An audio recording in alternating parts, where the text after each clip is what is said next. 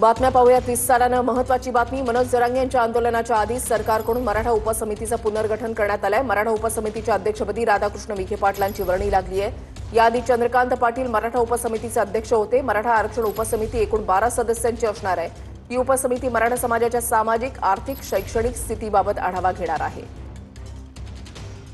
मराठा आरक्षण विषयक शासकीय आणि वैधानिक कामकाजाचा समन्वय साधणे, आरक्षणासंदर्भात न्यायप्रविष्ट प्रकरणांमधील शासनाची बाजू मांडण्यासाठी नेमलेल्या विशेष समुपदेशींना सूचना देणे, न्यायालयाने पारित केलेल्या आदेशांच्या अंमलबजावणीसाठी कार्यपद्धती ठरवणे, न्यायाधीश संदीप शिंदे समितीशी समन्वय ठेवून कामकाजातील अडचणींचं निवारण करणे, मराठा आंदोलक आणि त्यांच्या शिष्टमंडळाशी चर्चा करणे, जात प्रमाणपत्र देण्यात येणाऱ्या अडचणींबाबत निर्णय घेऊन प्रक्रिया सुरळीत करणे, मराठा समाजासाठीच्या योजनांच्या अंमलबजावणीचा आढावा घेणे आणि नियंत्रण ठेवणे।